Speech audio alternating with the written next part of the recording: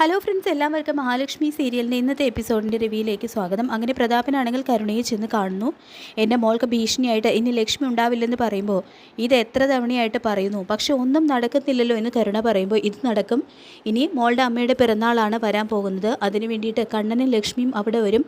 അന്ന് അവൻ്റെ മുന്നിലിട്ട് തന്നെ ഞാൻ അവളെ തീർക്കുമെന്ന് പ്രതാപന് പറയുമ്പോൾ ഇനി അത് ചെയ്തിട്ട് നമുക്ക് തമ്മിൽ സംസാരിക്കാം. സമനില തെറ്റിയ സമയത്ത് അച്ഛൻ തന്നെയല്ലേ എല്ലാം വിളിച്ചു പറഞ്ഞത്. പക്ഷേ അതിൻ്റെ കൂട്ടത്തിൽ വാമദേവനാണ് അച്ഛനെ കൊട്ടേഷൻ തന്നതെന്ന് പറയാൻ അച്ഛന് കഴിഞ്ഞില്ല എന്ന് കരുണ പറയുമ്പോൾ ആ സമയത്ത് എനിക്കും ഒന്നും ഓർമ്മയുണ്ടായില്ല എന്ന് പറയുന്നുണ്ട് പ്രതാപൻ. ലക്ഷ്മി ഒരിക്കലും അവളുടെ കുഞ്ഞും ഭർത്താവുമായിട്ട് സന്തോഷത്തോടെ കഴിയാൻ പാടില്ല എന്ന് കരുണ വീണ്ടും പറയുമ്പോൾ മോൾക്ക് വേണ്ടി ഞാൻ ജയിലിൽ പോകാനും തയ്യാറാണ്. കണ്ണൻ്റെ അച്ഛനെ കൊന്ന കുറ്റത്തിന് അവൻ ആ വിധി എന്നായാലും എനിക്ക് തരുമെന്നറിയാം. നിൻ്റെ കണ്ണീരിനപ്പുറമല്ല എനിക്ക് ജയിൽവാസം.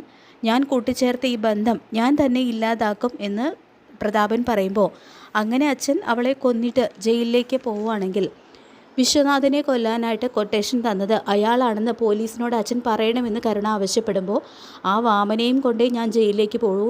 ലക്ഷ്മിയുടെയും മോളുടെയും കല്യാണം നടത്തിയ കാരണക്കാരനായ അവന് അതിനുള്ള ശിക്ഷ കിട്ടണം എന്ന് തന്നെ പ്രതാപൻ പറയുന്നുണ്ട്.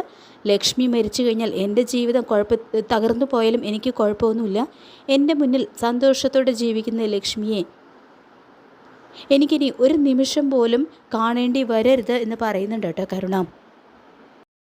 അങ്ങനെ പ്രതാപൻ മഹിയെ കൊലപ്പെടുത്തുക എന്നുള്ള ലക്ഷ്യവുമായിട്ട് കരുണാലയത്തിലെത്തുന്നു. കണ്ണനാണെങ്കിലും പ്രതാപനെ കണ്ടിട്ടേ പോകൂ എന്നുള്ളൊരു തീരുമാനവുമായിട്ട് അവിടെയുണ്ട്.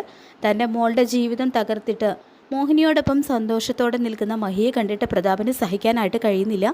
എൻ്റെ മോളുടെ ജീവിതം ഈ രീതിയിലാക്കിയത് നീ ഒറ്റ ഒരുത്തിയാണെന്ന് പറഞ്ഞുകൊണ്ട് മഹിയുടെ കഴുത്തിൽ കുത്തിപ്പിടിക്കുന്നുണ്ട് കേട്ടോ പ്രതാപൻ. കണ്ണനാണെങ്കിൽ ഇതെല്ലാം വീൽ ചെയറിലിരുന്നു കൊണ്ട് കാണുന്നുണ്ട്. തുടർന്ന് പ്രതാപൻ ചുമരിനോട് ചേർത്ത് നിർത്തി മഹിയെ കഴുത്ത് ഞെരിച്ച് കൊലപ്പെടുത്താൻ നോക്കുന്നു. വേണ്ട പ്രതാപേട്ട എന്ന് മോഹിനി കരഞ്ഞുകൊണ്ട് കെഞ്ചി പ്രതാപനോട് പറയുന്നുണ്ടെങ്കിലും അയാൾ അതൊന്നും കേൾക്കാൻ നിൽക്കാതെ മഹിയുടെ നേരെ തികച്ചും അക്രമാസക്തനാവുന്നുണ്ട്. മുത്തശ്ശിയും വേണ്ട പ്രതാപ എന്ന് അവിടെ നിന്നുകൊണ്ട് വിളിച്ചു പറയുന്നുണ്ട്. വേണ്ട എന്ന് പറഞ്ഞുകൊണ്ട് കണ്ണനും അവിടേക്ക് വരുന്നു. തുടർന്ന് പ്രതാപൻ തൻ്റെ കയ്യിൽ ഒളിപ്പിച്ചു വെച്ചിരുന്ന കഠാരയെടുത്ത് മഹിയെ കുത്തി കൊലപ്പെടുത്താനായിട്ട് നോക്കുന്നുണ്ട്. വീൽ ചെയറിൽ ഇരുന്നുകൊണ്ട് തന്നെ കണ്ണൻ അത് തടയാനായിട്ട് ശ്രമിക്കുന്നു. പക്ഷേ കണ്ണൻ അതിന് കഴിയുന്നില്ല. മഹിയാണെങ്കിൽ വേഗം തന്നെ പ്രതാപനെ തള്ളി മാറ്റിയിട്ട് അയാളുടെ കയ്യിൽ നിന്നും രക്ഷപ്പെട്ട് പുറത്തേക്ക് ഓടുന്നു. പ്രതാപനും മഹിയെ കൊലപ്പെടുത്തുക എന്ന ലക്ഷ്യവുമായിട്ട് അവളുടെ പുറകെ തന്നെ ചെല്ലുന്നുണ്ട്. ഡ്രൈവർ സുമേഷ് ആണെങ്കിലും മഹിയെ പ്രതാപൻ്റെ കയ്യിൽ നിന്നും രക്ഷപ്പെടുത്താനായിട്ട് ശ്രമിക്കുന്നുണ്ട്. പക്ഷേ മഹി ഗർഭിണിയായതുകൊണ്ട് തന്നെ പ്രതാപനിൽ നിന്നും കൂടുതൽ ദൂരേക്ക് ഓടി രക്ഷപ്പെടാനായിട്ട് അവൾക്ക് കഴിയുന്നില്ല. തുടർന്ന് പ്രതാപൻ മഹിയെ പിടികൂടുകയും ഇനി നീ ജീവിച്ചിരുന്നാൽ എൻ്റെ കുഞ്ഞിന് അത് ആപത്താണെന്ന് പറഞ്ഞുകൊണ്ട് മഹിയുടെ വയറ്റിൽ കഠാര കൊണ്ട് കുത്തിക്കൊലപ്പെടുത്താനായിട്ട് നോക്കുന്നതും പ്രതാപനെ ഞെട്ടിച്ചുകൊണ്ട് കണ്ണൻ തന്നെ അയാളെ ചവിട്ടി വീഴ്ത്തുന്നുണ്ട്. അങ്ങനെ തൻ്റെ മുന്നിൽ കണ്ണൻ രണ്ട് കാലിൽ നിവർന്നു നിൽക്കുന്നത് കണ്ട് ഞെട്ടിവിറച്ചു പോവാണ് കേട്ടോ പ്രതാപൻ.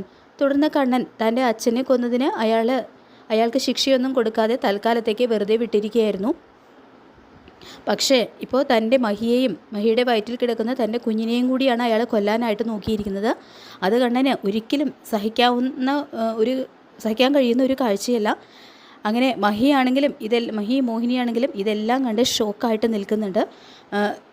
വേണ്ട കണ്ണ എന്ന് മുത്തശ്ശി വീണ്ടും കണ്ണനോടായിട്ട് പറയുന്നുണ്ട്. അങ്ങനെ കണ്ണനാണെങ്കിൽ പ്രതാപനെ തല്ലിച്ചതച്ച് അവശനാക്കുന്നുണ്ട് കേട്ടോ. എന്നിട്ട് ആ കത്തിയെടുത്ത് അയാളെ തന്നെ കുത്തി കൊലപ്പെടുത്താനായിട്ട് നോക്കുന്നു. പക്ഷേ മുത്തശ്ശി ഇടയിൽ വീണിട്ട് വേണ്ട കണ്ണ എന്ന് പറഞ്ഞുകൊണ്ട് കണ്ണനെ തടയാനായിട്ട് ശ്രമിക്കുന്നുണ്ട്. മോഹിനിയും കണ്ണനെ അയാളെ കൊലപ്പെടുത്തുന്നതിൽ നിന്നും തടഞ്ഞു നിർത്താനായിട്ട് ശ്രമിക്കുന്നുണ്ട്. പക്ഷേ എത്രയൊക്കെ ആയിട്ടും കണ്ണനാണെങ്കിൽ അയാളെ കൊല്ലുക എന്നുള്ള ലക്ഷ്യത്തോടു കൂടിയിട്ട് അയാളുടെ നേരെ അക്രമാസക്തനാവുന്നുണ്ട്. തുടർന്ന് അയാളെ കൊന്നിട്ട് കണ്ണേട്ടൻ ജയിലിലേക്ക് പോയി കഴിഞ്ഞാൽ നമ്മുടെ കുഞ്ഞ് ജനിക്കുന്ന സമയത്ത് കണ്ണേട്ടൻ ജയിലിലായിരിക്കുമെന്ന് മഹിയുടെ വാക്കുകൾ കേട്ട് കണ്ണൻ സ്വബോധത്തിലേക്ക് തിരിച്ചു വരുന്നുണ്ട്. തുടർന്ന് കത്തി താഴെ ഇടുന്നു. എൻ്റെ അച്ഛനെ കൊന്നത് താനാണെന്ന് അറിഞ്ഞിട്ടും തന്നെ ഞാൻ വെറുതെ വിട്ടത് മഹി പറഞ്ഞതുകൊണ്ട് മാത്രമാണ്. കരുണയുടെ ജീവിതം തകരരുതെന്ന് അയാൾ ആഗ്രഹിക്കുന്നത് കൊണ്ടാണ്. എന്നിട്ടും താൻ എൻ്റെ മഹിയെയും പിറക്കാൻ പോകുന്ന ഞങ്ങളുടെ കുഞ്ഞിനെയും ഇല്ലാതാക്കാൻ നോക്കിയെന്ന് പറഞ്ഞുകൊണ്ട് വീണ്ടും ദേഷ്യത്തിൽ പ്രതാപന് വീണ്ടും കണക്കിന് കൊടുക്കുന്നുണ്ട് കേട്ടോ കണ്ണൻ. നിങ്ങളൊക്കെ ഞാൻ നടക്കാൻ തുടങ്ങി എന്നറിഞ്ഞു കഴിഞ്ഞാൽ പിന്നെ ഞങ്ങളെ സ്വസ്ഥതയുടെയും സമാധാനത്തോടെയും ജീവിക്കാൻ അനുവദിക്കില്ല. അതുകൊണ്ട് മാത്രമാണ് എൻ്റെ കാലിൻ്റെ തളർച്ച മാറിയ വിവരം നിങ്ങളെ ആരെയും ഇതുവരെ അറിയിക്കാതിരുന്നത് എന്നും കണ്ണൻ പറയുന്നുണ്ട്. മോഹിനിക്കാണെങ്കിലും പ്രതാപനോടുള്ള ആ ദേഷ്യം അടക്കാനായിട്ട് കഴിയുന്നില്ല. തൻ്റെ ലക്ഷ്മി മോളെയും അവളുടെ പിറക്കാൻ പോകുന്ന കുഞ്ഞിനെയാണ് അയാൾ അവിടെ ഇട്ട് ക്രൂരമായിട്ട് കൊലപ്പെടുത്താൻ നോക്കിയത്. അപ്പോൾ മോഹിനിയും മുത്തശ്ശിക്കും പ്രതാപനുമൊക്കെ നേരെ ശരിക്കും പൊട്ടിത്തെറിക്കുന്നുണ്ട്. തുടർന്ന് കണ്ണൻ പറയുന്നുണ്ട്, ഇനി തൻ്റെ ഭാഗത്ത് നിന്ന് എൻ്റെ മഹിക്കും കുഞ്ഞിനെതിരായിട്ട് എന്തെങ്കിലും ഉണ്ടായിക്കഴിഞ്ഞാൽ ഇപ്പം തനിക്ക് മനസ്സിലായല്ലോ, തിരിച്ചടിക്കാൻ എനിക്ക് ആരുടെയും സഹായം ആവശ്യം ഇല്ല എന്ന്. ഇനി എനിക്ക് ഈ വീൽ ചെയറിൻ്റെയും ആവശ്യമില്ല. മഹിയുടെ കൈ പിടിച്ചുകൊണ്ട് തന്നെയാണ് ഞാൻ കമലേശ്വരത്തേക്ക് നടന്നു ചെല്ലാൻ പോകുന്നത്. തൻ്റെ മകൾ ആ കാഴ്ച കൂടി കാണട്ടെ എന്നും പറയുമ്പോൾ പ്രതാപൻ ആകെ വല്ലാതാവുന്നുണ്ട്. അങ്ങനെ കണ്ണൻ മഹാലക്ഷ്മിയുടെ കൈയും പിടിച്ച് തന്നെയാണ് കേട്ടോ കമലേശ്വരത്തേക്ക് ചെല്ലുന്നത്. പിന്നീട് മുത്തശ്ശി പ്രതാപന് ചതവിലും മുറിവിലും എല്ലാം മരുന്ന് വെച്ച് കൊടുക്കുന്നുണ്ട്. തുടർന്ന് ഒന്നും വേണ്ടായിരുന്നു പ്രതാപ, അല്ലെങ്കിൽ തന്നെ കരുണമോള് ലക്ഷ്മിക്ക് വന്നു ചേർന്ന സൗഭാഗ്യമൊക്കെ കണ്ട് ആകെ തകർന്നിരിക്കുകയാണ്.